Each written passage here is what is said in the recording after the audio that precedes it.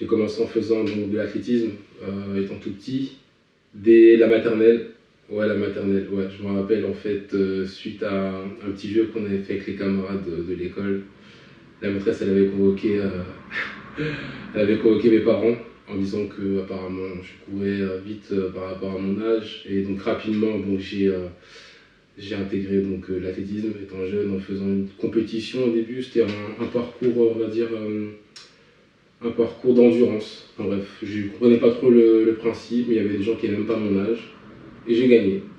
Donc ça, j'avais 7 ans à peu près. Puis après, ma mère m'a inscrit en club, donc j'avais 10 ans environ. Donc j'ai fait pendant pas mal d'années de l'athlétisme, du sprint, c'était ma spécialité. Hein.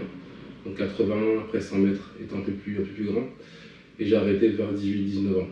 Et de là, vu que ma mère m'avait toujours interdit de faire de la musculation et que j'étais assez grand pour le faire, à 20 ans j'ai commencé la muscu. Donc là je fête mes 10 ans là.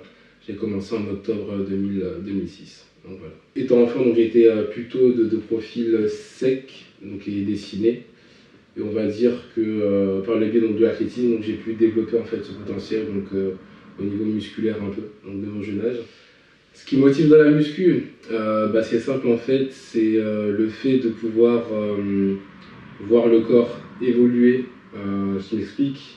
Par exemple, quelqu'un qui veut prendre du muscle, donc le fait suite à un entraînement adapté, également à une alimentation adaptée, etc. Donc de voir en fait le corps évoluer, ça c'est vraiment spectaculaire.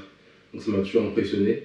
Et à l'inverse également, donc les personnes qui veulent perdre du poids, donc également donc avec une alimentation adaptée et un entraînement adapté, donc de voir à quel point le corps, juste avec le travail, en fait, peut changer. Donc ça c'est vraiment impressionnant. Donc c'est ça un peu qui m'a poussé à l'effectuer. Et le concept de coaching, on va dire, c'est suite à un constat en fait où je voyais que souvent dans les salles de sport, donc il y avait des personnes donc, de la structure de la salle, mais qui n'apportaient pas toujours leur part donc, de soutien auprès donc, des adhérents, etc. Donc c'est un peu ça en fait qui m'a motivé à pouvoir, de par mon vécu, de par mon expérience, d'apporter en fait ma patte dans ce monde donc, qui est le coaching. Voilà. On va dire que j'ai mis du temps en fait, hein. C'était un projet qui était en moi, mais peut-être qu'il fallait que ça arrive à maturation. Donc je me suis lancé il y a à peine quelques mois en fait, en créant donc, ma page Facebook. Donc c'est là où à 100% donc, on voit mes actualités, mes exercices, les entraînements que je fais avec mes élèves, les programmes, un peu de tout en fait. Donc c'est vraiment une page ouverte à tous et à toutes, sans pour autant véritablement me prendre au sérieux. Mais bon, c'est un peu moi, donc, parce que j'aime beaucoup rigoler aussi à travers les entraînements que j'effectue, donc et en apportant ma touche de joie. C'est important. C'est important de pouvoir être également un coach mental. Hein. Donc autant la partie physique est importante, mais autant également le mental est très important aussi. Donc permet de voir un peu les différents caractères des personnes que je suis, pour qu'on puisse justement établir un plan d'attaque. Donc mes modèles dans le sport, j'en ai pas mal, ou j'en ai eu pas mal. On va commencer donc au début. Déjà je m'appelle Karl, donc du coup ça en dit un peu long sur ma personne. Donc oui effectivement, donc, étant donné que j'ai fait de l'athlétisme, donc on va dire que j'avais des modèles comme Carl Lewis, Maurice Green, surtout Maurice Green, ouais. Donc c'était, on va dire, ces deux personnes particulièrement qui m'ont marqué à travers le sprint, le 100 mètres. Niveau plus large, on va dire là à l'heure actuelle, c'est plus donc, des athlètes en tout temps. Donc je pense particulièrement aussi aux joueurs de football américain, les footballeurs américains, donc, qui impressionnent également donc, par leur entraînement. Leur capacité donc, à être vraiment donc, musclé mais endurant à la fois. Donc ça c'est également des moteurs pour moi, pas forcément de nom, mais Reggie Bush par exemple, c'est vraiment un exemple. Terry Crews aussi. Terry Crews, donc pour ceux qui connaissent hein, donc, ou pas, donc c'est un acteur également, mais qui est un très bon élément au niveau donc, musculaire et dans les entraînements qu'il fait également, donc me documenter à travers les magazines. Pour la plupart, donc, ceux qui le connaissent dans les séries, il a joué dans ma famille d'abord. dans Fausse Blonde Infiltrée, dans The Expendable également, 1, 2, 3, et etc. Donc il continue à faire des séries et tout, donc voilà, donc lui il est très très fort. Ouais. Donc pour ceux qui se rappellent de l'épisode de La Famille d'abord où il disait je veux, voilà, donc c'était ça pour le clin d'œil.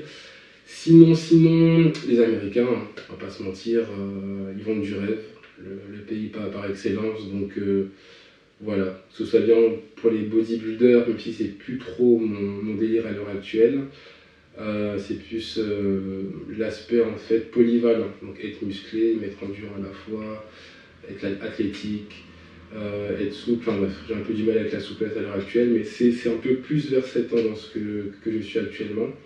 Le crossfit également que je négligeais, mais j'aime beaucoup, donc on va dire c'est un peu plus dans cet univers-là que je baigne actuellement.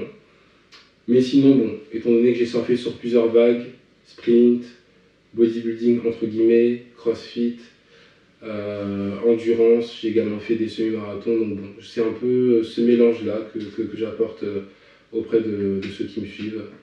Et j'essaye donc de faire tout ça à ma sauce.